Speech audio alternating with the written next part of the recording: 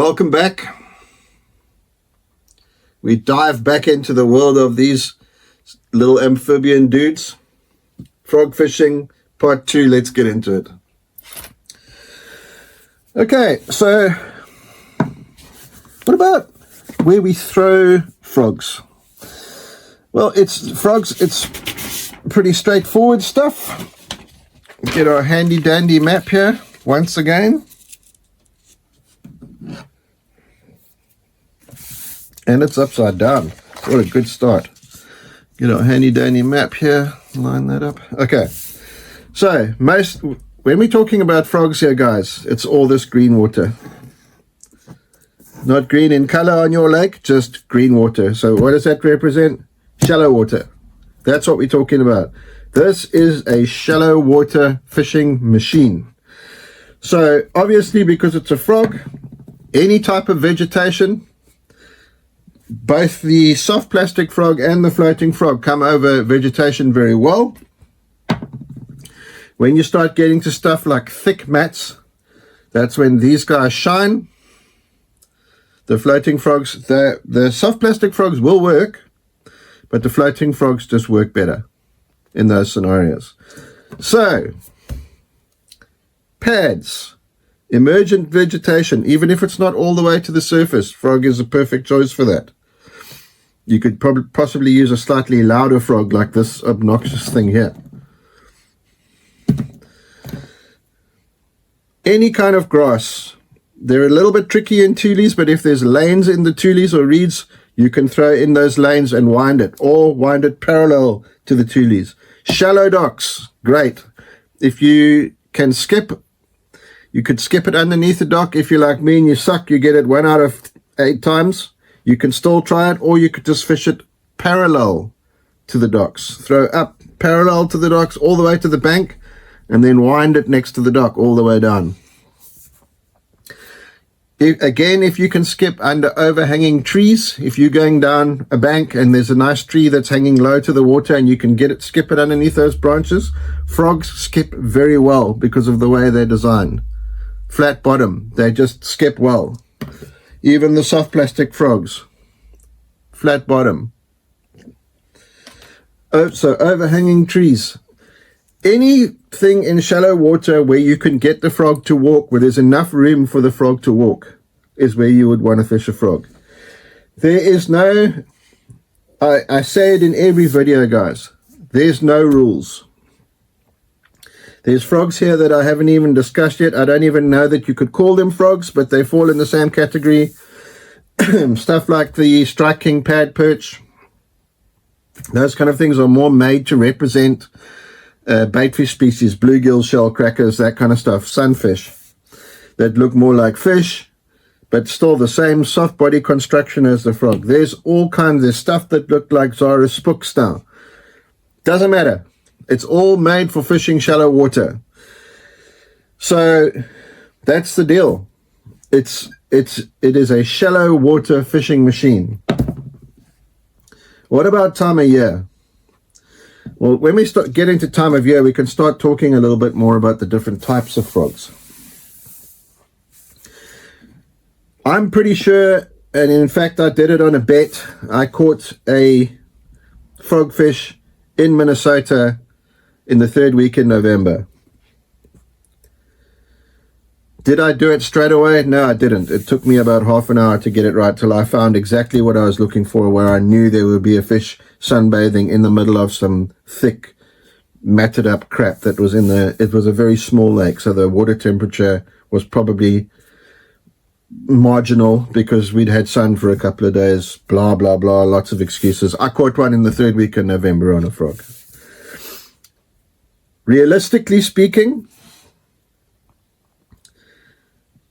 the time to start throwing frogs is when the bass start thinking about going to look for beds. Particularly when you start seeing signs of the males moving up and moving around in shallow water, you can absolutely start throwing a frog. They will kill a frog at that time of year because there's a lot of fish shallow. All the way through to the late fall, as I've just told you now. I mean, that's almost winter in Minnesota. It's pretty much is winter. They work best in the summertime, in the warmer months, early and late. And we'll get into that a little bit, but not too much. It's an early and late bait, so early in the morning, late in the afternoon. However, if there is any stain to the water, you can fish it all day. If it's an overcast day, you can fish it all day. If you live in a lake that is predominantly grass, you can fish it all day. But they are best early and late. It is a reaction bait, guys. You are asking bass to give away their position of where they live and eat the bait. It's a reaction type bait. What about watercolor? From clear all the way through to heavily stained. It's optimum. Another example, on my first trip to America, we went to La Crosse. There had been a lot of rain. We caught a lot of fish the first day just doing other techniques, and then been a lot of rain. The water muddied up. It looked a little bit like this. And I honestly thought it was going to be too dirty to fish a frog effectively. And I tied on that guy. And I had another yellow frog, another yellow spro frog like that. On my first cast with a yellow spro frog, I caught a pike, literally on the first cast. I think we caught, I don't want to lie now, 15 or 20 fish on popping frogs. You have to slow them down, obviously. The 15 fish on popping frogs in that chocolate milk water. Water temperature kind of lines up with what we said seasonally. So early in the year, obviously, it's going to be cooler, and then later in the fall, it's going to be cooler again. But those are your parameters, early spring to late fall. They suck after a cold front, and I mean suck. You will toil to get a fish to come up and eat a frog after a cold front in the summertime. Even in the fall, it's just because it's such a bait that you want the fish to be looking up to come up and smash it. After cold fronts, fish are generally not looking up, so it is really tough to get bit on a frog after a cold front.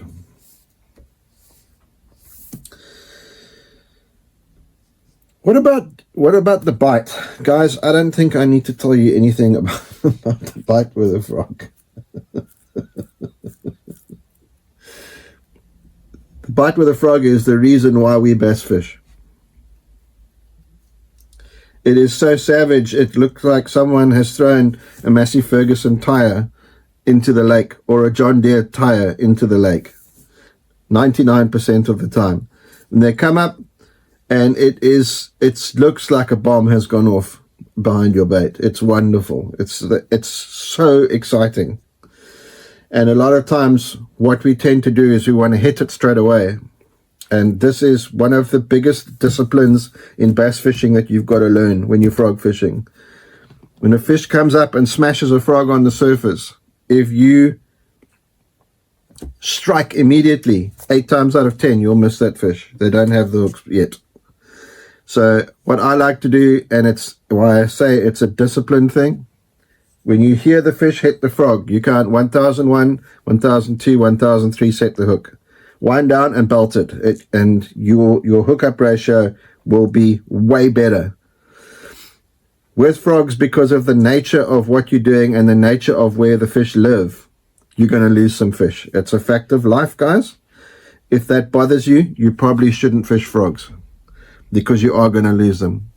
This is full combat fishing. It's it's next level. And it's wonderful. And that goes for both the soft plastic frogs and the normal floating frogs. Let them eat it. 1001, 1002, 1003, set the hook. Wind up the slack and bolt it. Sometimes what you'll find is, particularly in very clear water lakes, when you're working the frog, we call it the look away bite. You'll be working the frog, working the frog, working the frog, and you'll work it through the most beautiful lane down the center of the weed, and nothing happens, and you look away to say to your partner, that was the most perfect cast, and when you look back, the frog's just gone. And what's happened is that fish has just been following the bait and waiting for it to do something irregular, like you stop twitching, and the frog's just sitting there and the little legs are doing that in the water, and the fish just comes up and takes it from behind and swims away. And unless you are paying attention, you won't even know that that fish has hit your frog. Same deal. Wind up the slack, send it. So what about the retrieves? Well, it's tricky, but we're going to go through them one by one. So with the soft plastic frogs on just a normal frog hook, it's essentially a chuck and wind bait. So we've discussed the retrieve ratio reels and stuff like that. Fire it out, nice steady wind. Just the legs need to move all the time, and the only way to make the legs move is by winding it in. So just a nice steady wind. And what I like to do is, whilst I'm winding, is I like to pop my rod tip every now and then. And what that does is it just changes the cadence of the legs kicking, or it makes the bait come even higher up in the water column, or skip, or whatever, that it just changes the frog swimming pattern. And very often that gets me more bites. Same deal with if you're fishing with something like this, or one of the more regular type buzzbait frog hook setups. Same deal, you would just fish it the same way. You would just a nice steady wind every now and then, just pop it, make the blade speed up and slow down. You're just looking for irregularities.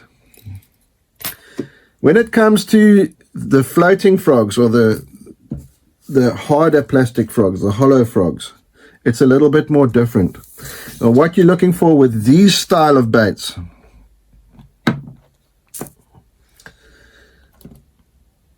is a walk the dog cadence. So you would fire the bait out, the same as with most other topwater baits that I use. If the water's clear, let the ripple settle. Keep your rod tip pointed down towards the water, and then the cadence is, and we'll do a video on this, guys, but just the cadence is pop, wind, pop, wind, pop, wind, pop, wind. You can speed it up and slow it down, however you want to do that, and then after doing that a few times, pause, and then pop, wind, pop, wind, pop, wind. And what that does is it causes the frog to zigzag from side to side. It's called walking the dog. Now, particularly with the spro frog, it does not work with the smaller frogs. There's not enough weight in them. But with the spro frog, in the heat of the summer, early in the morning, I like to speed it up. So it's just a case of it's constant pop, wind, pop, wind, pop, wind, pop. And what that does is it makes the frog do this. So it's basically coming back to the boat doing that. But I don't slow down. This is a technique that's going to make you tired, guys. You're going to get big arms from doing this. It takes a lot of staying power to fish frogs for long periods of time. When what I recommend that you're doing when you're learning them is do it for short periods and then do something else and then come back to it. It is hard work fishing frogs. It's not easy. With the popping frogs, you can fish them in the same way that you would fish the normal floating frog, the pop, wind, pop, wind, pop, wind. But what I like to do with a popping frog is I like to fish it the same way, or similar to the way I would fish a popper, which is pop, pop, pop, and stop. Pop, pop, pop, and stop. Or pop, pop, and stop. Whatever cadence you like, or whatever cadence you use when you fish a popper. It's no different. It's just a frog. You can speed it up and slow it down. And as we always say, let the fish dictate what speed you want it to be. They want it to be. With this weird kind of frog, and there are a couple of other ones which are similar, it's just a straight wind. So essentially what the frog is doing is it's going click, click, click, click, click, click, click, click, click. And the legs are just making it roll from side to side. So instead of the legs kicking, like they do on soft plastic frogs. It's just doing that from side to side. Click, it's a roll, and it makes its own sound, and it's got its own movement. So essentially, you would wind this with a nice medium wind like that, because you want it just going cluck, cluck, cluck, cluck, cluck, cluck, moving a lot of water, making a lot of noise. But if you get too fast with it, it'll stop walking. So just a nice medium wind. And it pretty much the same for these crazy things, these tekel frogs, or these frogs that have the articulating legs, is just to wind them. But the difference with these ones is, these ones you can wind and pop. So wind, wind, wind, wind, and then pop. And it just makes them go like that. These are pretty cool things to actually try. They are a bit pricey, but they're cool to try. So that's the retrieve. So what do we look for when we're buying frogs? Well, let's talk about the floating frogs first. The most important thing, guys, on a floating frog is the hooks. If the hooks are no good, you are not going to catch any fish on those things. You might as well just throw a normal sinker, because it's all about the hooks. The bodies must be nice and soft. You can see I'm barely touching that, and it collapses so that the hooks are prominent. Tails are tails are tails. It doesn't really matter.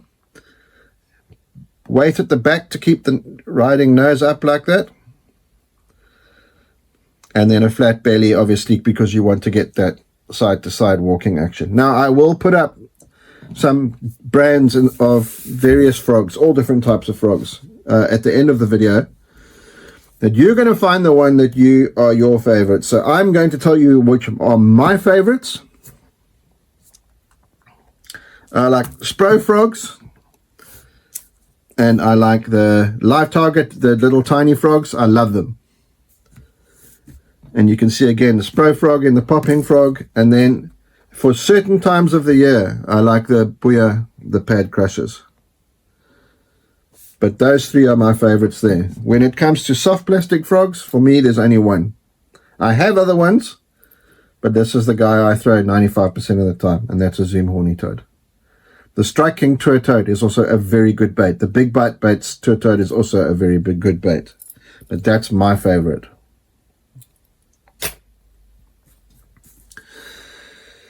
So, just to recap. Strong hooks, you can see even on this little tiny frog, the hooks are stout.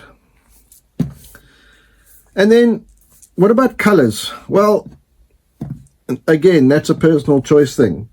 One thing you could do is to go down to your local lake and go and see what color the frogs are. But if you had to pick 3 or 4 colors of frog, got to have a white one, got to have a black one, got to have a brown one, and some type of green. If you got those on the boat, you'll be fine. I like to have a couple of different sizes of frogs, and that is purely from the point of view of the size of frog that's in the lake. There are times where, just say for argument's sake, if your lake had black frogs in it and you didn't pay close attention to what was going on, and you started throwing a big guy like that, or a big Spro frog like this in black, and you can see the fish are eating frogs close up to the bank, and you're throwing this black frog and you're going, what is going on? I don't understand what's going on. They won't eat the frog. And then go and have a look at the frogs, and I bet you they're that size. And if you had a frog that big, you'd get murdered. There are times where bass are super specific on the size of their forage, and there are times where they don't care. So it's better to have a couple of little frogs in your boat, doesn't matter on the brand, but to have a couple of smaller frogs in your boat for those times where they don't want to eat the standard big frog. And it does happen, guys. It absolutely does happen.